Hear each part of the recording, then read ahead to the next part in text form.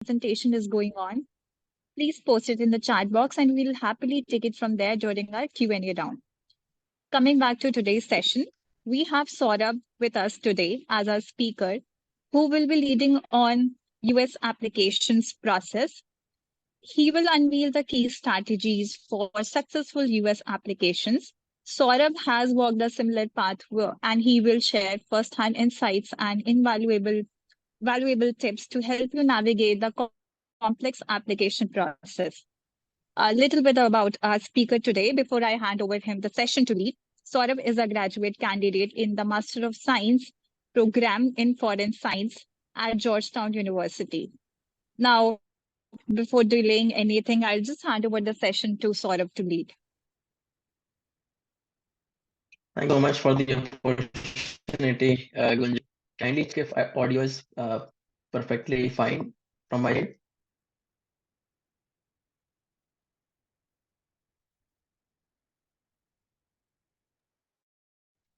Saurabh, your voice Please was confirm that they can. It was slightly breaking, but I think now it's clear now. Okay, so I can use the computer audio if that's perfectly fine. Just give me 1 second.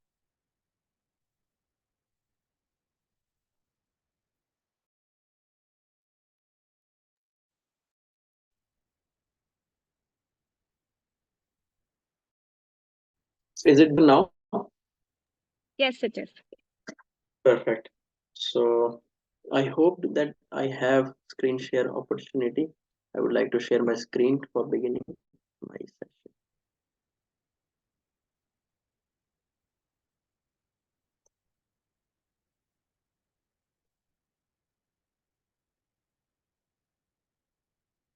Is my screen perfectly visible to everyone? Yes. Perfectly fine. So thank you so much for the opportunity, and it feels really privileged and fortunate to be in this side of the session.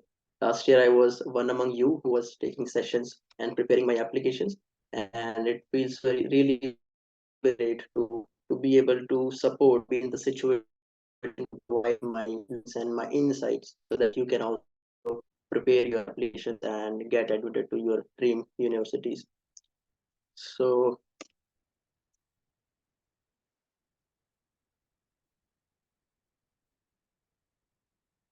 for beginning, I would just like to know the audience. Where are you from, and which state do you belong, or basically which state you're currently located? So if you can just use the chat box and share the current state that you're located in, I would be really glad, and I would again be more considerate about the locations and the language that you also know where I'm exactly located.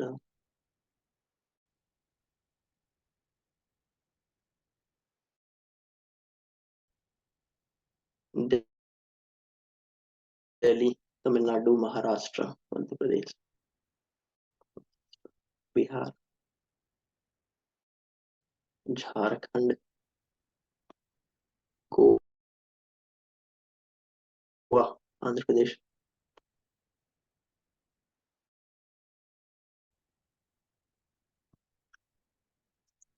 I'm sharing my location.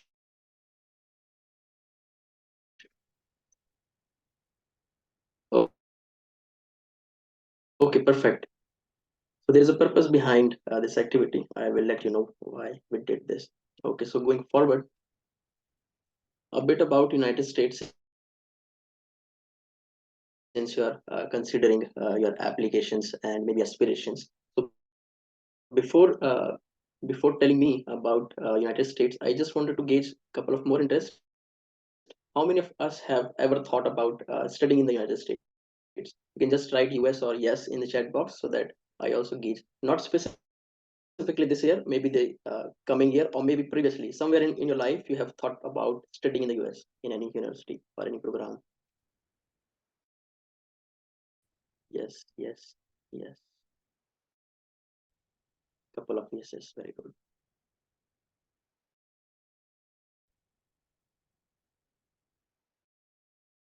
Hello. Okay, so very strong interest.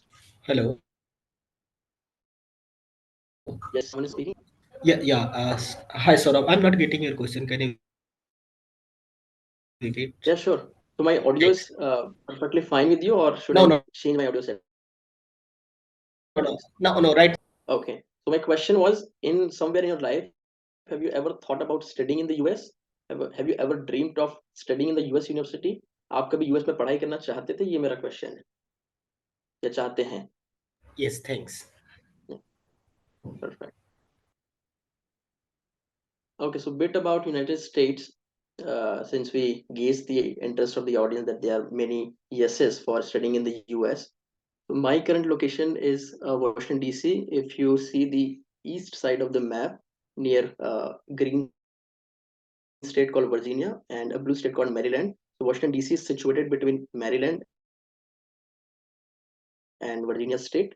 So it's not. So it's a DC is called District of Columbia, and it do not come under any state jurisdiction. Exactly similar structure what we have in Delhi. So Delhi has a separate state structure, but the DC, the District of Columbia in Washington, doesn't have any structure. So this capital was prepared specifically to serve the purpose as a capital. Before Washington DC, there was a separate capital. I think it was Chicago, and I think similar structure we have in different countries. I think Beijing also have a different structure for the capital city. So 50 states in the United States, there were 48 states, and the two states, Alaska and Hawaii, which were colony of the United States during the Second World War, and they in I think 1969 they became part of the major United States, and now the US flag that you see has 50 stars, which represents 50 states of United States. Earlier, it was 48 stars for 40 states. So the map that you see in the screen, it is called the logo map. So this is the logo of United States, which is usually common that you have seen. And two states are situated in a different location. So Hawaii is situated far west of the United States. So if you go towards east side of Japan, and if you go west of US, you will find Hawaii in between. And this is the place where Pearl Harbor is also situated, which was the beginning point of Second World War for the US. And Alaska is situated in the north, up north of Canada. And interestingly, Alaska was earlier part of the Soviet Union, and they didn't find it interesting and important, so they sold Alaska to United States. And now they found rich resources of oil and gas. So interesting history about US locations. Okay.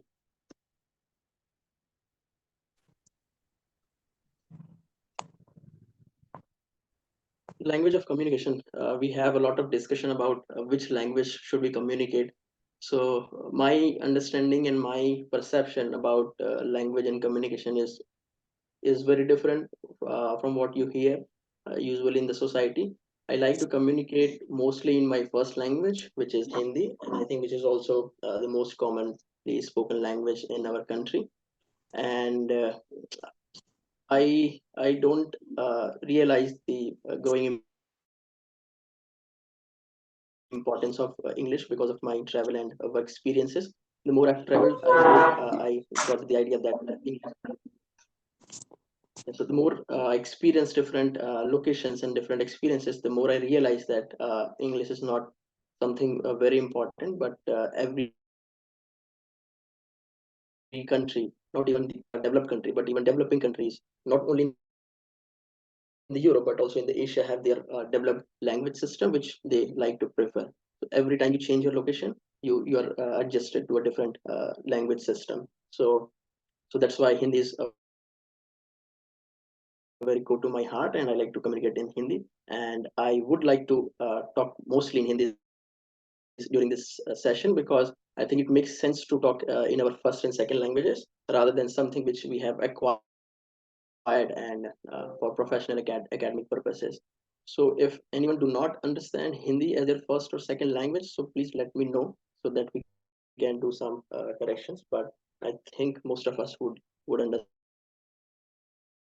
If you don't know, I would recommend you to please learn Hindi, and I can happily help you.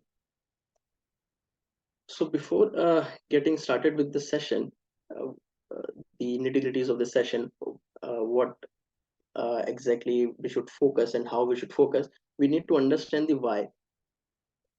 uh, Meaning why we are discussing and what is the purpose of our meeting, and what is the requirement of doing so many hard work for applications. So my understanding says that whatever you aspire in your life, career wise, academic, professional, or whatever you desire, you dream something, you aspire something, so there is a gap between your current status and your aspiration. So all this preparation is to actually bridge that gap, which is your current situation and what is your desired and aspire position. So this is all the preparation which we do for international application, and also generally in our careers to bridge that gap. So for bridging this particular gap in this context is SOP, CV, and personal stories, and how you narrate your personal stories to the admissions officer, so that they see your story as compelling as you see and as we see, so that they can consider you as a potential candidate, and also can offer you scholarship for studying in your target university. So this is all the preparation, and this is all the why that we are trying to bridge our gap between the current situation and our aspirations. So in this process, the bridging route is SOP, CV, and personal story. So without any delay and without any argument, SOP has been considered as the most important document in US applications. I think this is also true for European and UK applications. And there is a specific language when they consider and when they evaluate SOPs, and which is being specific, specific, and specific. I cannot emphasize enough on this particular word, that they would like to see very very specific things in your SOP, and I will discuss in very great detail, in very great length, how to incorporate the specificity in our SOPs and in our application material. So I have prepared this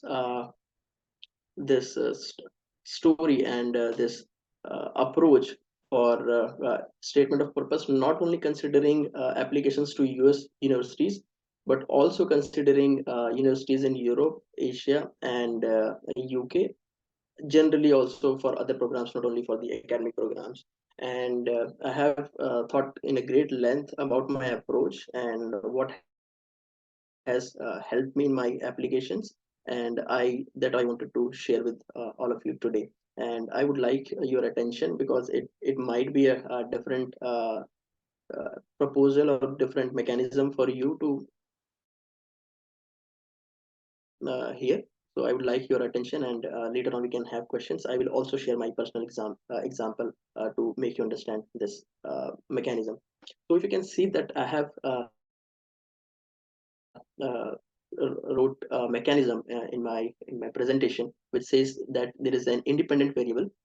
That means there is a x, and if you leverage this x, you will get a dependent variable, which is a y, which is the result of your independent variable.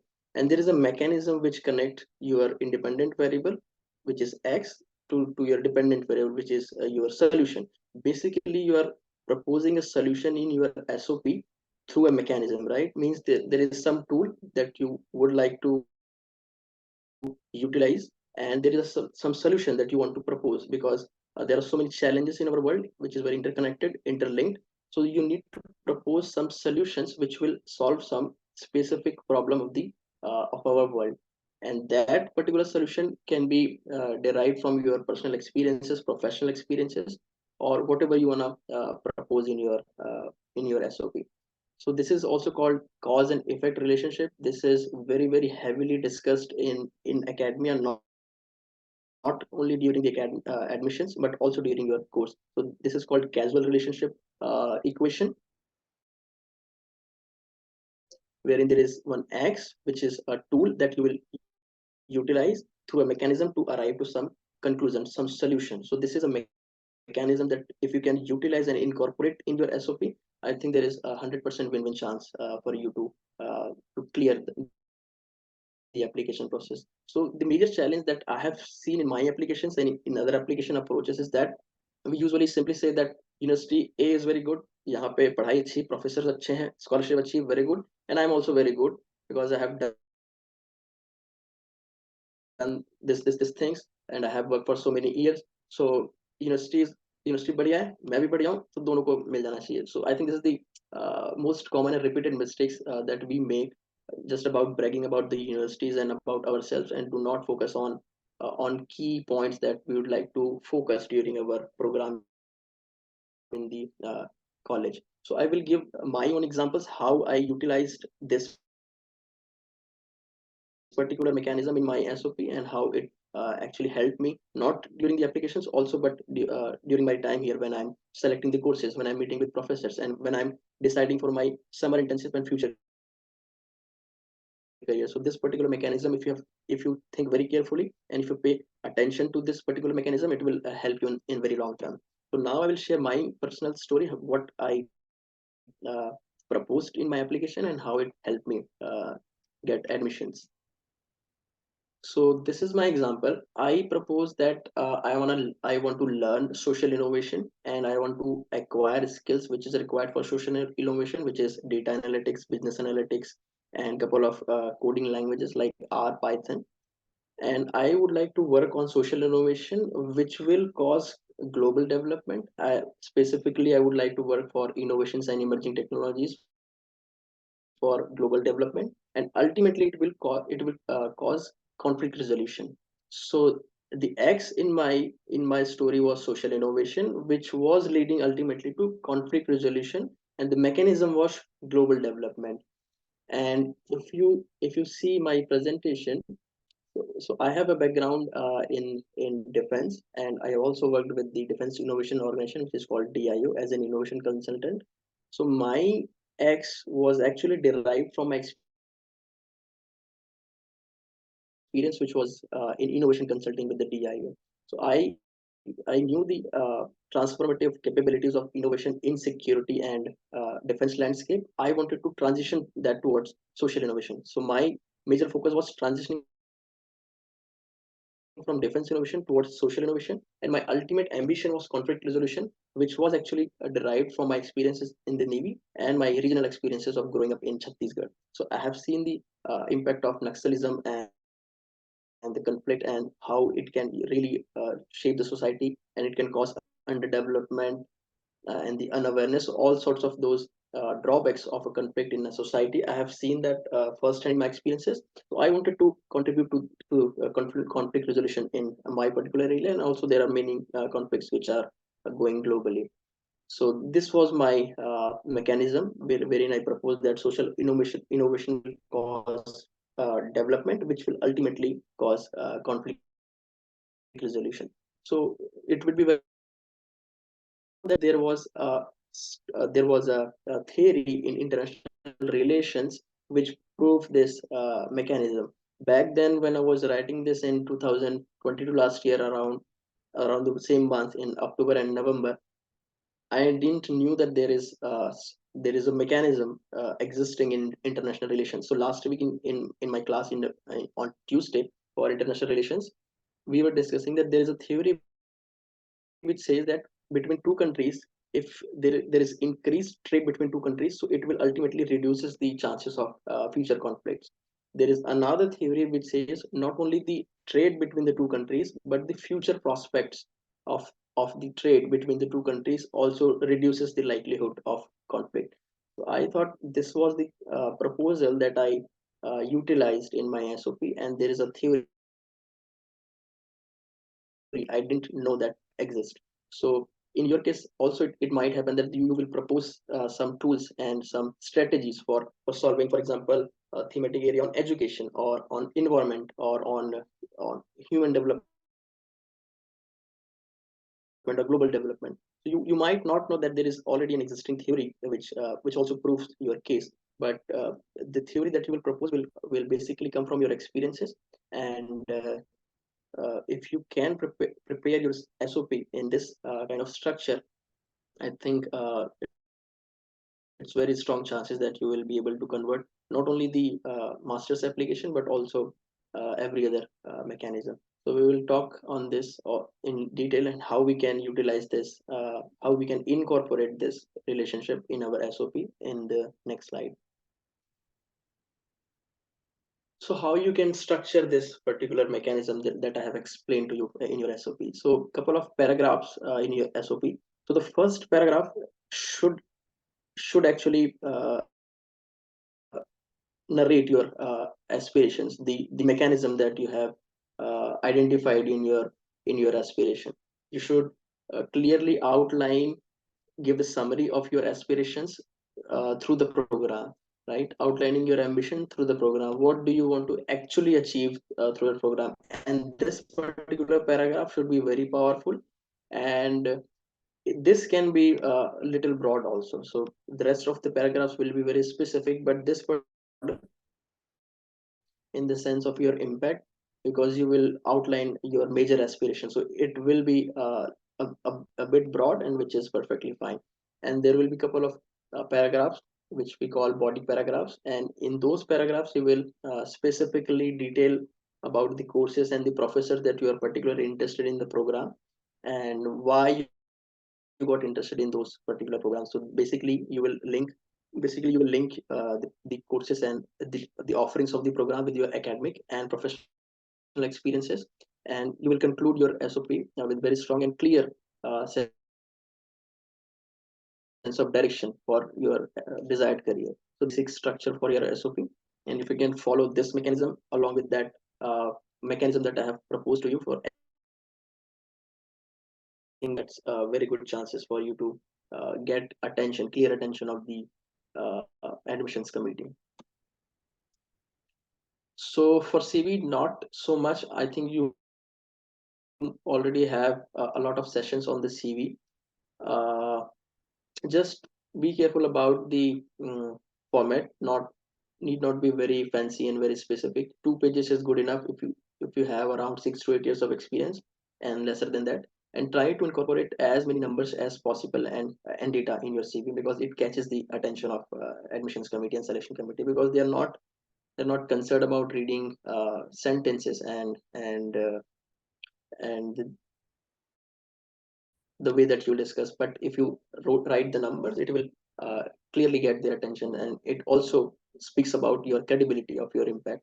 So I just wanted to show my CV format that I utilized for my application last year. You see, very simple format, black and white, and started with education and then experience and some volunteering and community thing that I have done, achievement followed by skills summary.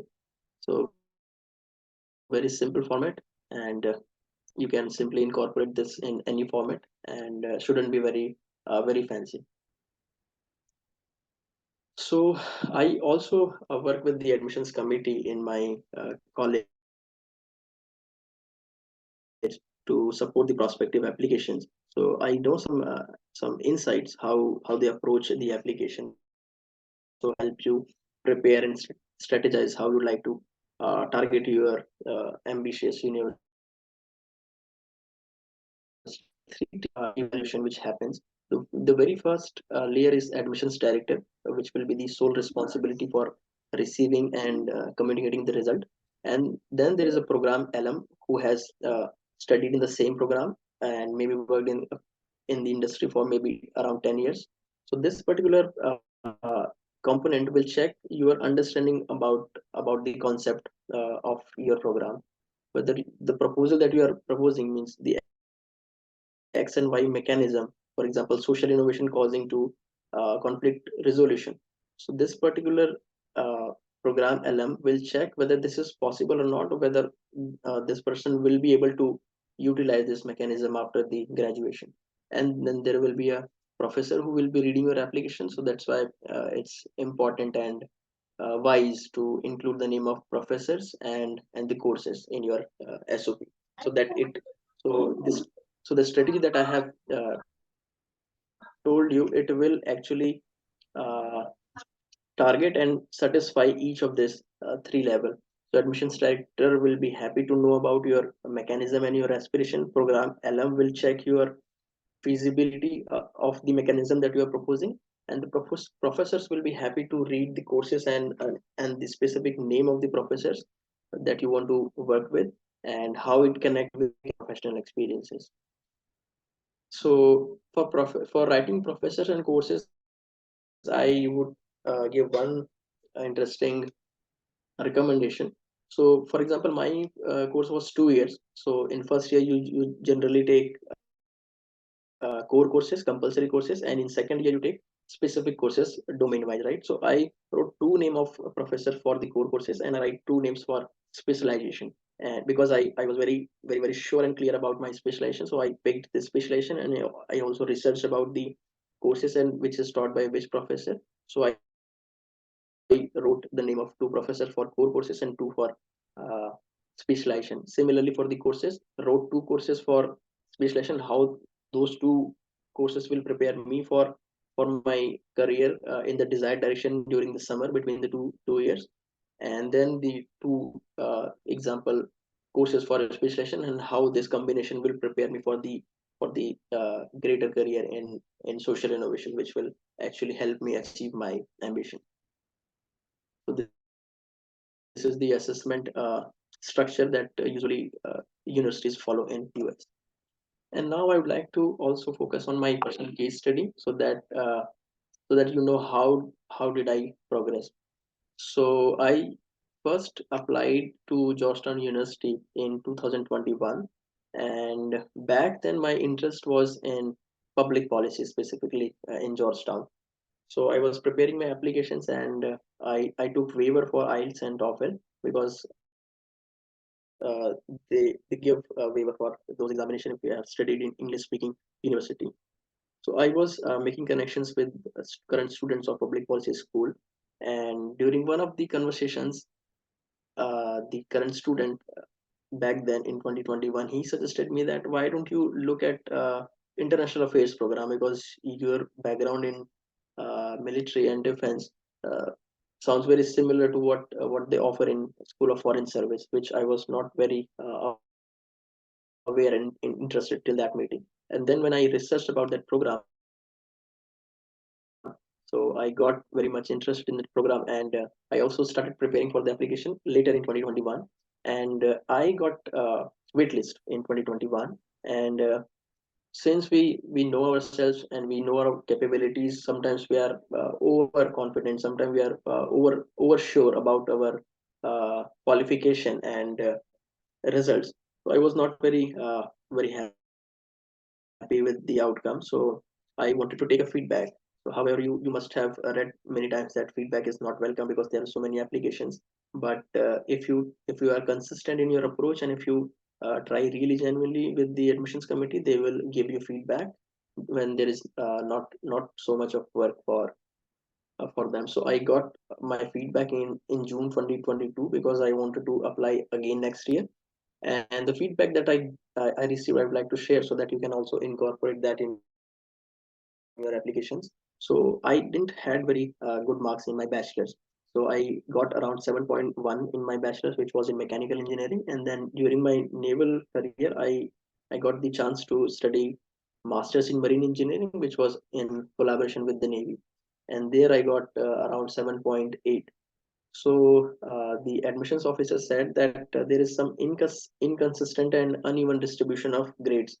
All the grades A, B, C, D is available in your transcript. So we are not sure about your success in our program, which is rigorously professional master's program. So if you can write a para in your SOP or in your personal statement saying what was the reason that you have this uneven distribution of grades in your bachelor's and how you can overcome with this academic deficiency. So I think that will be a very strong point. And and also if this particular deficiency can be also can be taken by one of the recommenders, which will be academic recommender.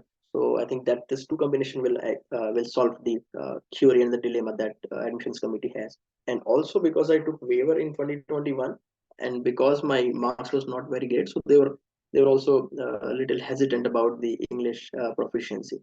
So they said a couple of things about my marks and English proficiency. So then in 2022, I wrote IELTS and also wrote a paragraph about my uneven distribution of grades. I tried to justify that and also requested one of my recommenders to focus on this grade. And because of and through his perspective, he said 7.1 is not bad in technical program in India, and he would justify with his answers. So I did these two things in my 2022 applications, and it turned out to be very compelling. So interestingly, last week I was having a meeting with a prospective student who was interested in my university, and he asked a question that, is there any component in your application that you would like, if you have the opportunity to revisit and redo, is there any component that you would like to redo in 2022? And then I thought, and then I said, no. So there was no component in 2022 which I left untouched. I made everything as best as I can, and that's why the results was very encouraging. Also, one more thing about my own personal story, which I think will help you in future when you will take decisions about which universities to select. I applied for Erasmus Mundus application in Europe, and I got the outcome first about the selection and then later for the application.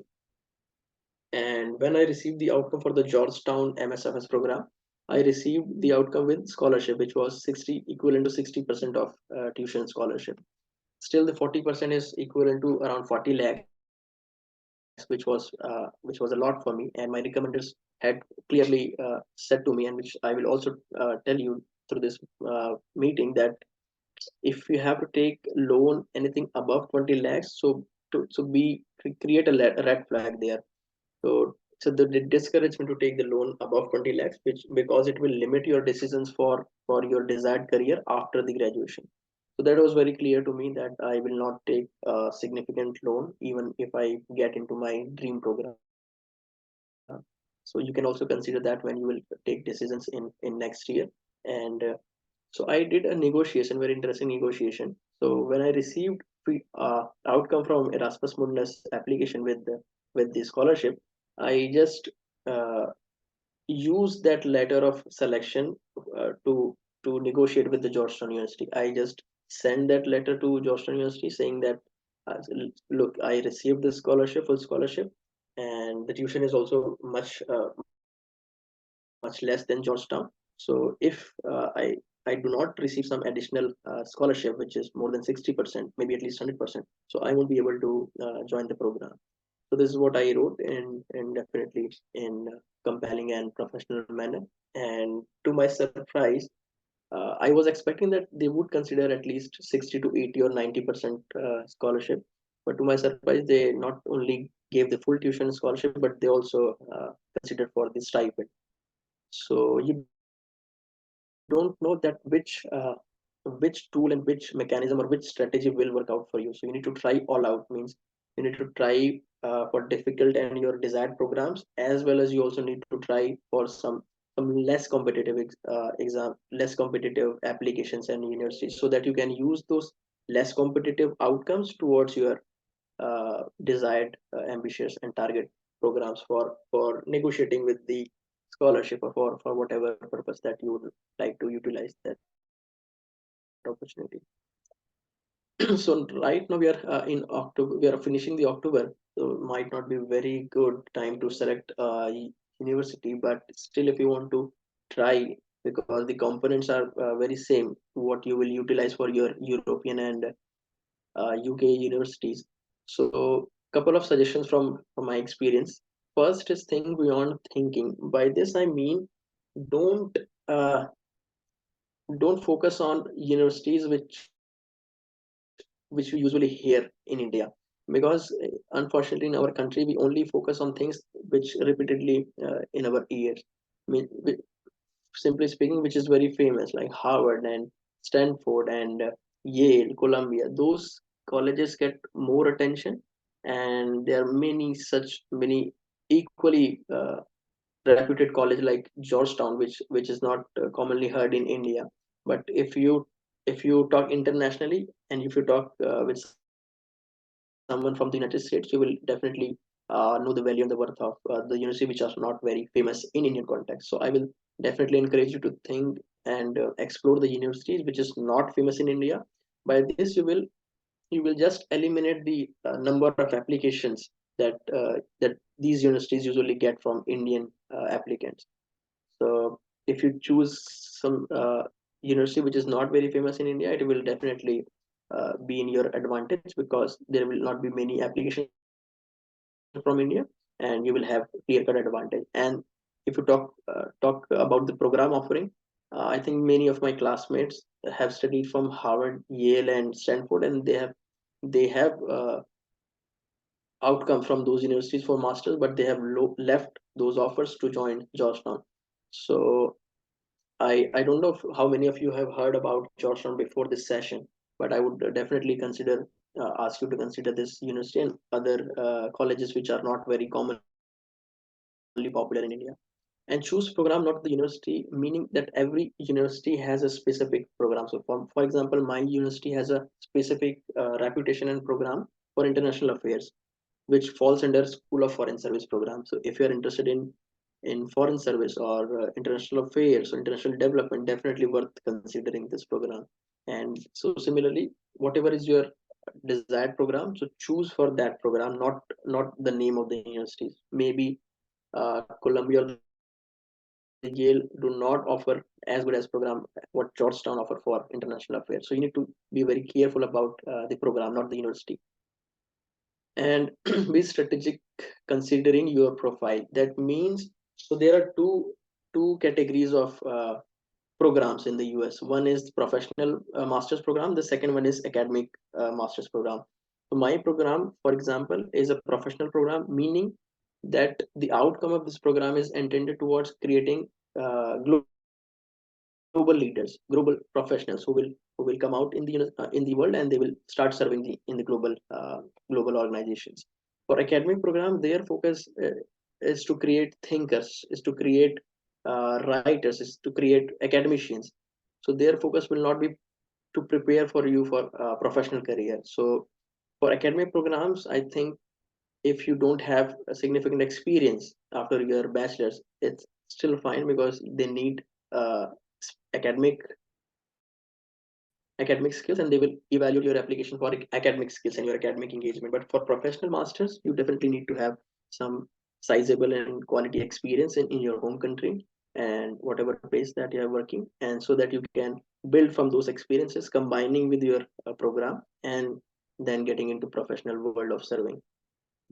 So be considerate about what you have in your profile and what are you willing to do in future, whether you are going towards the academic path or whether you're going towards the professional path. So be considerate about selecting the program if this is professional or academic. So I thought that this is a good opportunity to talk about Georgetown because it's not very commonly heard in India. So the biggest and the best department in the university is School of Foreign Service, which provides MSFS, which is my program, Master of Science in Foreign Service. Earlier, this program was specifically created for preparing US Foreign Service officers, means US diplomats. And now this requirement is not stringent. That means we have in my class around 50% of my classmates are already US Foreign Service officers, those who are doing this course. And 50% of the US students are willing to become US Foreign Service officers. So this particular program was aimed to create US diplomats, and this program has been running since 1922. The university has been running since 1789. The medical school and dental school was established in 18th century. So when I think about Indian context and compare those years with Indian scenarios, I don't have any significant development in Indian society while this country and this university was developing since then. And then they have specific global human development program wherein they prepare professionals for careers like maybe in World Bank or Asian Development Bank. And then they have very uh, specialized security studies program, which is usually targeted by uh, professionals who are those who are in security and defense domain. I wanted to transition towards social development. That's why I did not choose. Otherwise, this was also a very interesting program for me. And then there are area studies program, which is about Asian studies, German studies, and European, East European, and different area studies. And then they have a business school, very established and very popular, and also public policy school, which I was targeting in 2021. So they offer MPP and Master of Science in Data and Public Policy, very technical and analytical course.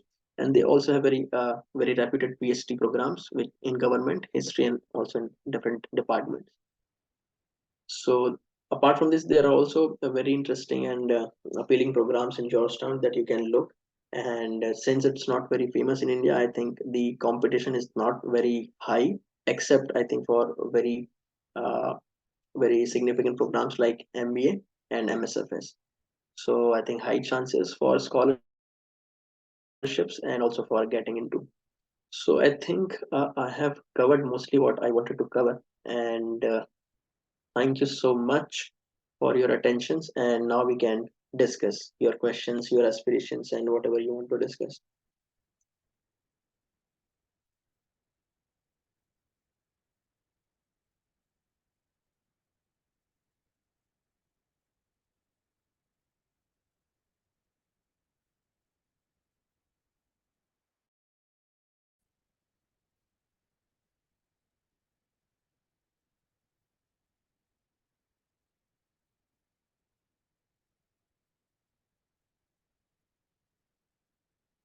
Thank you very much, Saurabh sir, for sharing your valuable experiences. I want to just ask what about the visa and the immigration processes that you had faced while going to US?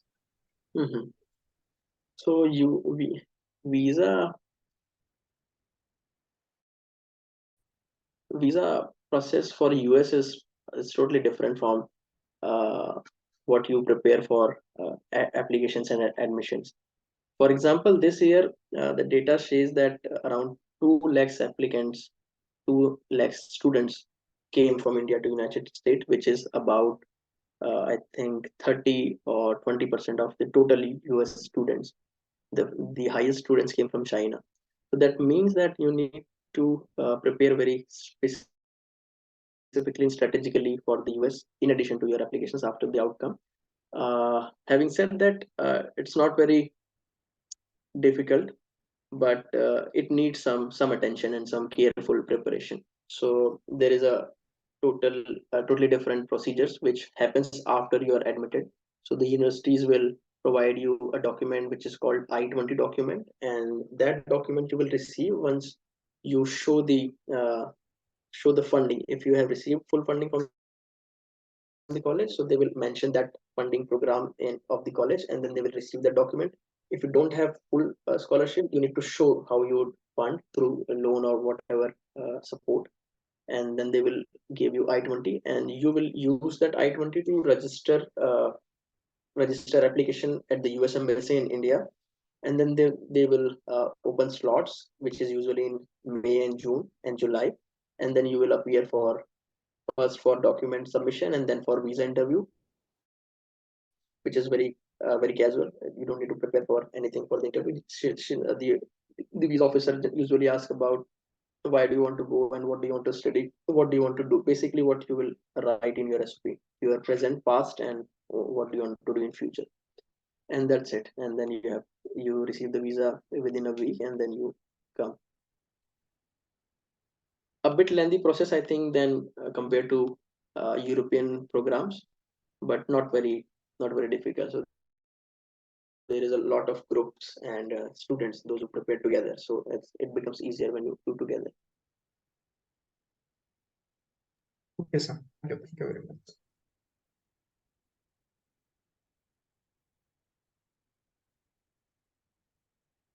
If you're not comfortable speaking, you can also write about your questions in chat.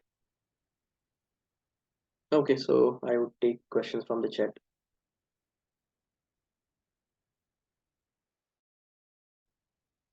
Is writing USA SOP is different from UK? My experience would say no, because my uh, my program for Erasmus Mundus was governing by University of Glasgow, which is situated in Scotland, UK, and I utilized and mobilized the same approach which I explained in my SOP for the UK program.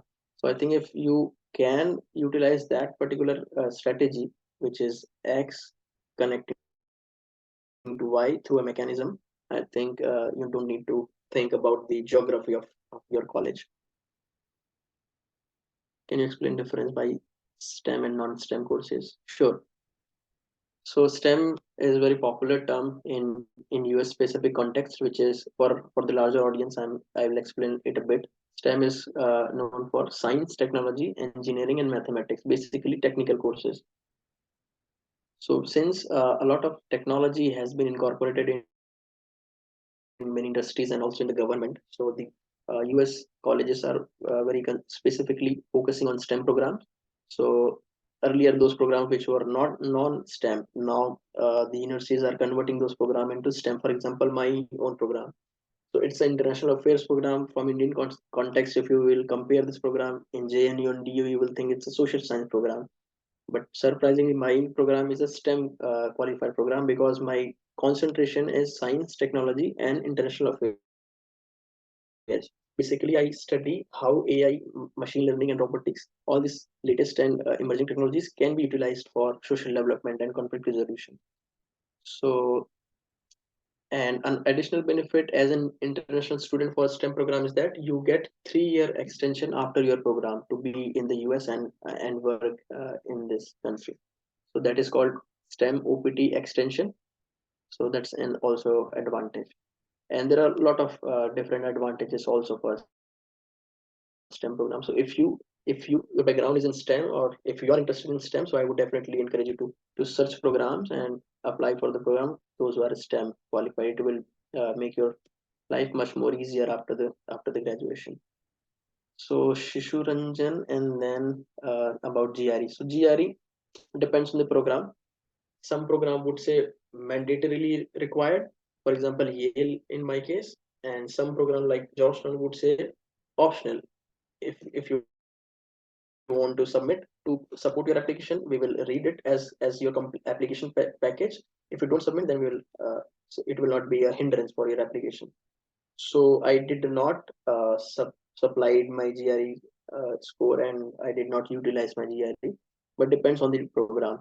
So if you have lesser marks in your bachelor's and you want to supplement those marks with your GRE exam, definitely worth doing. But it's additional preparation. So you need to be very strategic because the deadlines are fast approaching in December. So if you have the timeline for preparing for the GRE this year or the next year, you need to be very strategic and careful about selecting the programs which require GRE. Yeah, hi. Hi, Saurabh sir. It's been a long time since we talked. Yeah. So, there are two specific questions from my side. First one is related to the application fee waiver. Since I went through the website and I could see that if I am applying till 15th December, so I think they might be waiving our application fee. But still, I want to know some specific things about it. Second one Mhm. is about there are two kinds of scholarship. One is merit based, and second one is need based. So can you talk about this thing, like what kind of scholarship did you get, and what uh, are the probabilities of getting these two scholarships? Thank Mhm. you. Okay. So first about application fee, very much possible. I think Prerna also talked about this last week. Very much possible to have application waiver. But there are two ways to get application waiver. First, which is very simple, very straightforward, which I would encourage you to mobilize, is that there is a certain specific deadline in US applications. I think mostly in every college. For example, Georgetown, if you apply by 1st December, which is the early deadline, you will get automatically application fee waiver, because they want to encourage you to apply early, because they want to gauge your clear focus. Means if you are already sure about the program and the offerings, you're already prepared in advance for that program. So that means you ultimately you will apply early for that program, and that means the admissions committee will have ample amount of time for considering your applications and weighing it with other applications also for the scholarship. So I would encourage to apply early, check in the website if they have any provisions wherein they waive the application fee for early applications. This is the one way. Another way is that you write a simple email to admissions office saying that you don't have any constant stream of financial flow, and th- therefore you would like to therefore you would like to be considered for application fee waiver, which is usually 100 USD. So mostly universities will give you a waiver. So I don't think that they will say no for this request, because it's not so very significant scholarship. And if you can prove that you are a very prospective candidate, very bright candidate, and attach your CV, so I think that will also add in your decision about the scholarship. So two kind of scholarship: merit and need. Basically, that from my experience, I've seen that the need portion of scholarship is reserved for the US applicants, those who are US citizens, and for the internationals it's mostly merit scholarship. The one I received is merit scholarship, but I think there are also some programs and some universities which also offer need-based scholarship to international applicants, but not very common. I have not found this need-based scholarship for international applicants. So I would encourage you to target merit scholarship, and don't get afraid with the term merit. It's just about the quality of your personality in comparison with international applications. So your application will not be evaluated most commonly with any US applicants. It will be evaluated with any international applicants, and in most cases your application will be evaluated against any Indian applicants, because they want to create diversity in the classes. And suppose there are 10 applications from India for any program, and they want to choose maybe 2 or 3 applications. So 10 candidates from India, or maybe from South Asia, which also includes Bangladesh, Sri Lanka, and Pakistan, and Nepal. So uh, you will hypothetically will be fighting. You will be evaluating against those applications. So merit is not very difficult. So you can eye for those scholarship. And the chances you said, if so, my experience is, if you are targeting for any professional master's program, and if you have about 3 years of experience plus minus 6 months, and you have fairly good bachelor's program, and if you meet IELTS and TOEFL requirements, I think there is a bright chances in any US university that you will receive some scholarship. So these are a couple of considerations that you can think. And then after 16 years of education, what should one pursue in US, MSc or PhD? Depends on your career trajectory and your aspirations. So I would focus on the difference between MSc and PhD in the USA. So PhD in the USA is a bit longer than in Europe, because the 2 initial years of PhD in the USA is also for teaching courses. So basically, it's a 5-year program wherein the initial 2 years you can compare it with a master's program, and then you go into research after having those academic coursework in the PhD. And in Germany, not sure about the UK, but in Germany, I think it's a 3-year program. So you directly, I think, start your research. And for PhD, you don't need masters in the USA. If you have 4 years of bachelor's, I think your profile is good enough to go for PhD. And MSc, I am not sure about which thematic area you want to focus after your education. So it depends on the individual perspective and how do you want to shape your career. MPP courses or GRE compulsory in US? Uh, not generally. Means I cannot give a generalist statement about whether MPP courses are uh, required GRE or not. So it depends on the university and program. So GRE basically tests you for analytical skills. So if MPP courses in particular university is very quant heavy and analytical, I think they will require GRE, or maybe they will ask you to prove your analytical competency through your bachelor's or any other work. 3 years bachelor's degree can apply to those universities, though they require 4 years of bachelor's. If yes, how do I convey this message to them? Very often question asked. for the US context.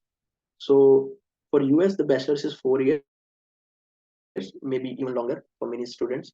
So if you have 3 years degree in India, so you need to show 1 more year of education, maybe diploma education or certificate education or whatever component of additional education of 1 year, so that it can bridge the gap of 1 year. So you need to basically show 4 years of higher education after your schooling, and then you will be, I think, considered for the master's program. Hi, Saurabh. Yes. So I'm from Pakistan. So currently I'm working for a non-profit organization.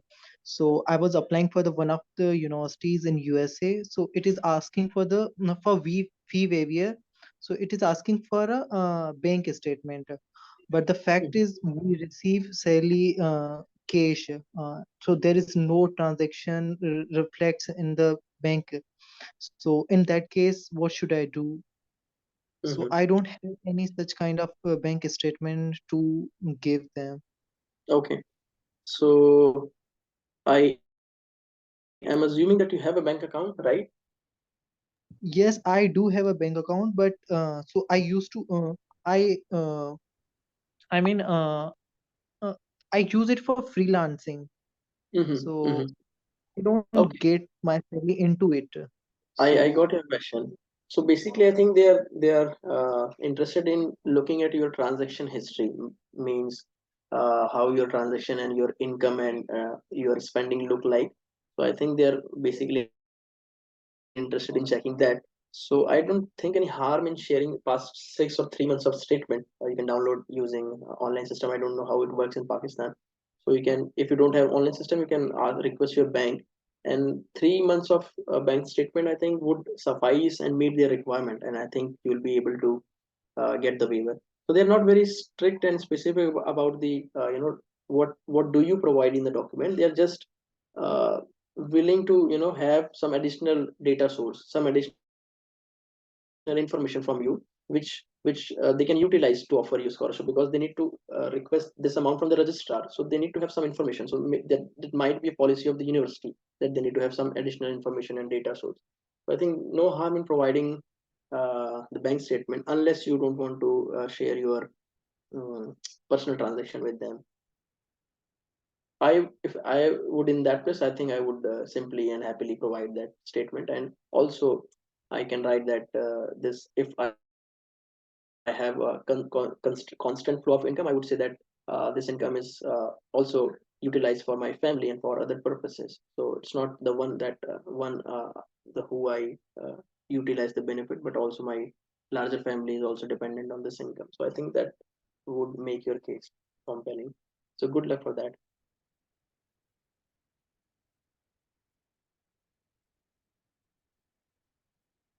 Anything in the chat? one last question. So is it possible? So if I Yeah. apply for the PhD program, so there are more chances of getting the full fee waiver or full scholarship for that. But that's not the case with the MA or MSc. So is there any kind of strategy or any kind of a way to get a fully scholarship for that? So it's generally a common trend in prospective applicants that they think PhD applications have higher scholarships than masters. My experiences says something different, because I received scholarship in my masters, and also many of my classmates have received scholarship in the masters. So the choice of program depends on your current position in your career, and also what do you want to do, whether you're prepared to spend 5 years into research, not just for the scholarship but also for your larger career. Then you need to take that decision. Do not consider, I think, program just because of the scholarship. I know that that's a very strong component for considering international education, but MSc versus PhD is a very big decision, at least in my perception. 2 years of your lifestyle wherein you are building your skill sets to implement that in your desired career trajectory, versus PhD, which is means developing your skill set in a very narrowly focused area. So those two programs are very different in nature and offering. So please be very considerate, careful, talk to your mentors, friends, families, and then take that call. Do not depend that call on whether the masters provide scholarship or the PhD provides scholarship. right? Can you please tell about cover letter? So cover letter is usually utilized for job applications. I don't know if you are asking this question for academic perspective, but if I understand it correctly, I think it is you're asking about SOP, and I think we have discussed about it. If you have any particular or more clear question, I would like to answer that. I was researching how many students are able to complete their course, but the issue is that they are elite institutions, so obviously they hold great numbers. How do I check my position? Looking for masters in able to complete their course, but the issue is that they are okay. I understand this question correctly. You're asking about number of students getting admitted to the program versus number of students finally completing the program. I would say I have not known any single case who is dropping out from any program in at least in my university in my 4 years, 4 months of experience so far in first semester. So dropout rate I don't know, and I think I'm not the right person to comment because I have not experienced anything about it. But I don't know if it is worth talking about dropout when we are actually talking about getting how to get into the program. So that's why I said be very specific and very considerate when you're making the decisions about your career, because this will be a life changing move for you, right? Means you will change the continent, you will change the society, and you will change the how you educate yourself. That will totally change your personality in couple of months. So you need to be very careful about that decision, whether you are willing to take that change, that transformation, how you would utilize for your own growth and for your community's growth. So that decision should be very careful.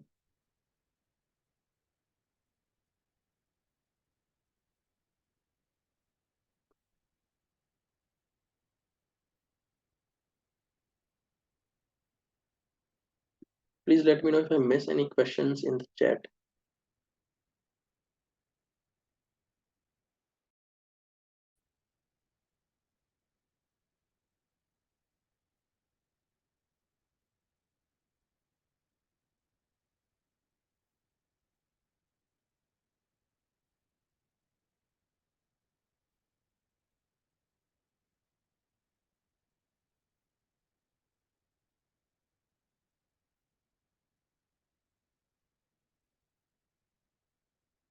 Placement in US universities, very good term which is not popular in outside India.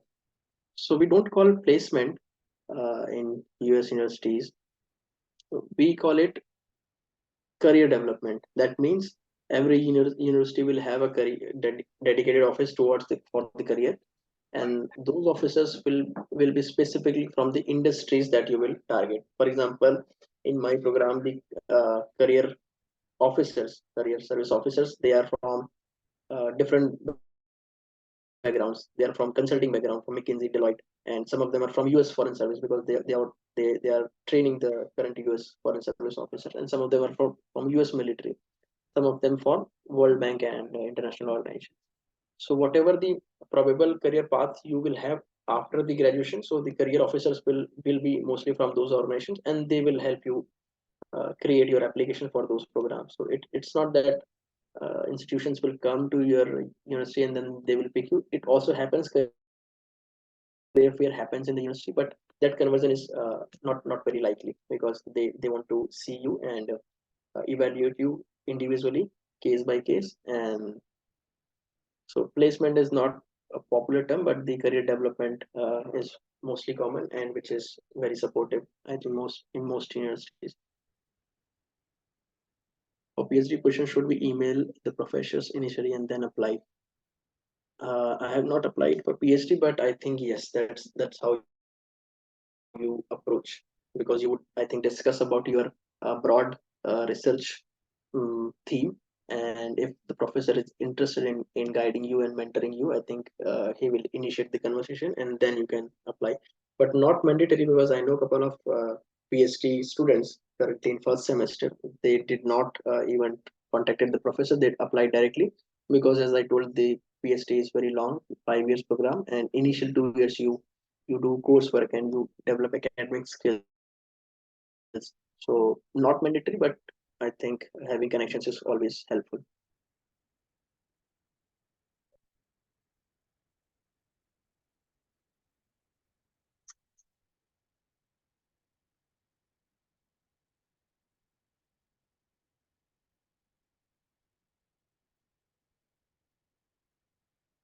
Any question about the mechanism that we discussed?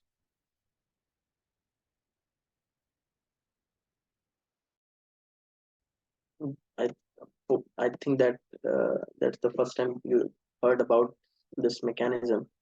It might be overwhelming, but if you search a bit in the internet about cause and effect relationship on which the science is based, you will find many interesting examples.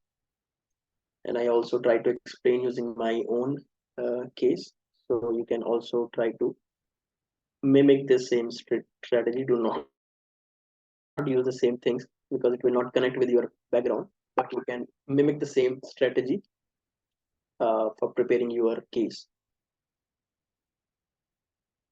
And this is how you will structure your SOP. 5 to 6 paragraph, depending upon the number of words, starting very strong, concluding also very powerful, and then the body paragraphs about your past, how you connect with the present courses, and the future aspirations.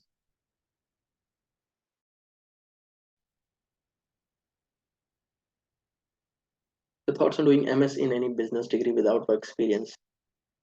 If it is in the US, I would highly encourage you to reconsider this option, because there are a lot of discussion in my class, in